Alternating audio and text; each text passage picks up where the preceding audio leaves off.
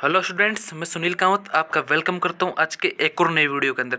दोस्तों, आज हम बात करेंगे जो द्विवर्षीय पशुपालन डिप्लोमा होता है उसमें प्रवेश लेने से पूर्व किन महत्वपूर्ण बातों का ध्यान रखना चाहिए।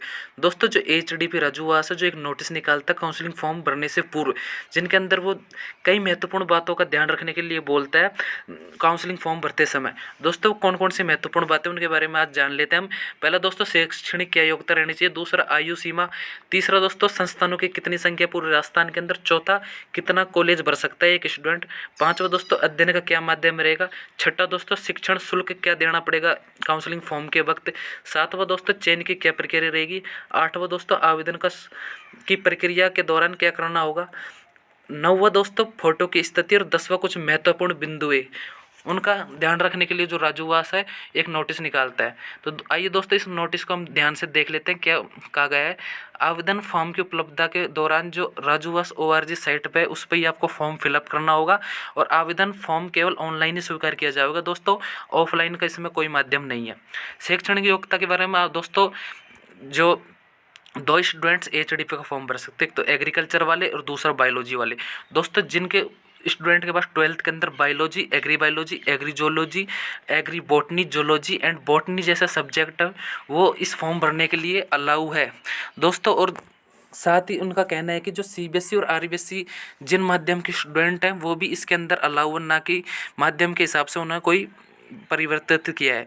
आयु सीमा के अंदर दोस्तों, मैंने एरो करके आपको विशेष तौर पर बता ही रखा है। अभ्यर्थी की आयु सीमा 31 दिसंबर 2020 मतलब इस वर्ष 2021 हो जाएगी दोस्तों। न्यूनतम 17 वर्ष होनी चाहिए फॉर्म भरते समय।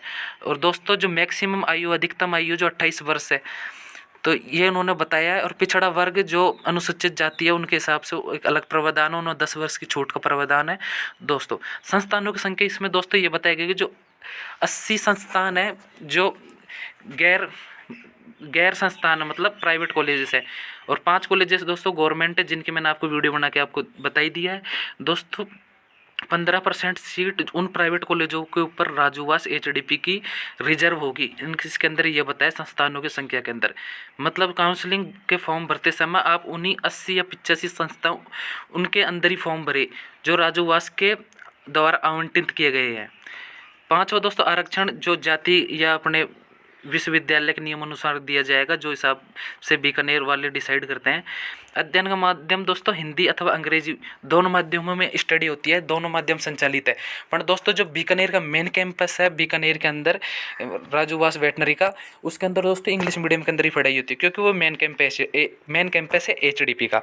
तो दोस्तों, अध्ययन का अपन ने चर्चा करी ली। शिक्षण शुल्क दोस्तों, मैंने आपको एक वीडियो अपलोड किया था जिसके अंदर बताया था कि किन संस्थाओं में कितनी फीस का शुल्क होता है। तो मिनिमम दोस्तों जो प्रोफेशनल फीस होती है हर विद्यालय की, विश्वविद्यालय की, वो होते हैं 40,000 रुपये। तो वो आप राजूवास की साइट पे जाके आप चेक कर सकते हैं। चयन की प्रक्रिया के बारे में दोस्तों उन्होंने बताया कि अभ्यर्थी का समय अनावश्यक व्यय या सुविधा से बचाने के लिए संस्थान प्रवेश आवंटन के लिए बीकानेर में कोई व्यक्तिगत परामर्श काउंसलिंग की व्यवस्था नहीं है। उनका कहने का मतलब यह है कि दोस्तों जो चयन से संबंधित आपको कोई गाइड करने वाला नहीं है, आप स्वयं ही अपना फॉर्म काउंसलिंग का भरेंगे।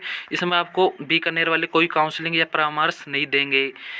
आवेदन शुल्क के बारे में अपन बात कर लेते हैं दोस्तों। जो एचडीपी का फॉर्म भरते हैं एडमिशन के लिए, उसमें कितना एडमिशन फीस देना पड़ेगा दोस्तों, उसके अंदर उन्होंने बता रहा है कि जो 1500 रुपये है वो इनकी मिनिमम फीस है एचडीपी का फॉर्म भरने के लिए। और SC ST और OBC इसमें कोई उन्होंने जानकारी दे नहीं रहा कि उनको कितना शुल्क देना है, पर सभी जातियों के लिए सेम शुल्क है 1500 रुपये। तो अन्य जानकारी के लिए दोस्तों आप राजूवास के साइट पर जाकर चेक कर सकते हैं, नहीं तो उनका फ़ोन नंबर दे रखा है 8560840087। तो इस पर आप शाम को 11 से सुबह 11 से शाम 5 बजे तक संपर्क कर सकते हैं। आवेदन को पूर्ण भरे हुए आवेदन पत्र का प्रिंट निकाल कर संभाल कर रखना है। मतलब दोस्तों, जो आवेदन फॉर्म है उसका जो आप ई मित्र पे जाते हो तो आवेदन भरने के बाद जिससे एक रिसिप्ट जरूर ले ले फॉर्म भरने की, क्योंकि दोस्तों जो कॉलेज आवंटन होगा उस टाइम पर वो आपसे मांगेंगे, कॉलेज के काउंसलिंग अलॉटमेंट होगा उस समय। अंतिम दिनांक दोस्तों जैसे फॉर्म आएगा उस हिसाब से तय होगी, जो पिछले वर्ष के अकॉर्डिंग है। और आवेदन की प्रक्रिया दोस्तों, आवेदन प्रक्रिया को पढ़ने के बाद ही आवेदन पत्र भरे अभ्यर्थी आवेदन पत्र में अंतिम दिनांक तक सुधार परिवर्तन कर सकता है। अंतिम दिनांक के बाद आवेदन पत्र में सुधार की कोई गुंजाइश नहीं होगी और न ही आवेदन पत्र दोबारा भरा जा सकता है। कहने का मतलब साहब दोस्तों, आवेदन पत्र में अगर आपसे कोई गलती हो जाती है, इनकरेक्शन हो जाता है, तो आप उसको उसकी लास्ट डेट होने से पहले पहले ही एडिट करके ठीक कर सकते हैं। इसके लिए आप स्वयं जिम्मेदार होंगे अगर कोई भी उसमें गलती और त्रुटि होती है तो। फोटो की स्थिति उन्होंने दोस्तों बताया कि आवेदन पत्र में प्रस्तुत किए जाने वाला पासपोर्ट साइज फोटो होना चाहिए। फोटो धूप का चश्मा और टोपी के साथ मान्य नहीं होगा, मतलब फैंसी टोपी या चश्मे लगा के आप फोटो नहीं अपलोड कर सकते। उक्त फोटो नज़र के चश्मों के साथ मान्य होगा, मतलब जिस स्टूडेंट की किसी नज़र की समस्या है उसका तो फोटो मान्य हो जाएगा, पर जो फैंसी चश्मा लगा के टोपी लगा के ये एलिजिबल अलाउ नहीं है उसके अंदर HDP 2021 के काउंसलिंग फॉर्म के अंदर।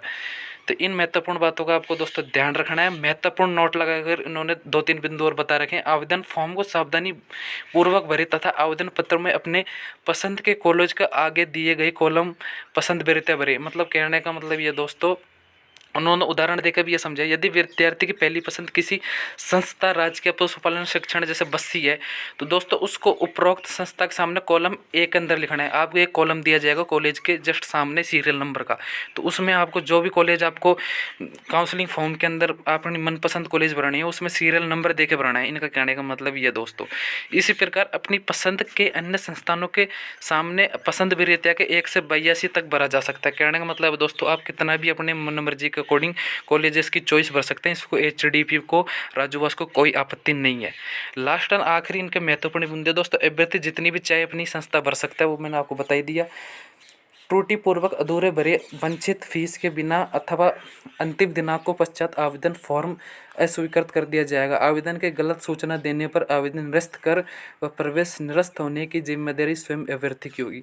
कहने का मतलब ये दोस्तों, अगर आपने कोई गलत इन्फॉर्मेशन दे दी, उसके अंदर कुछ मिसअंडरस्टैंड हैपन कर दिया, तो आपको दोस्तों उस फॉर्म से बाहर कर दिया जाएगा और आप उसके लिए स्वयं जिम्मेदार होंगे। HDP में इसका कोई मान्य नहीं किया जाएगा।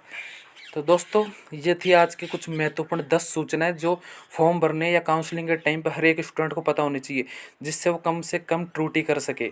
दोस्तों, आज के वीडियो में इतना ही। जय हिंद, जय भारत।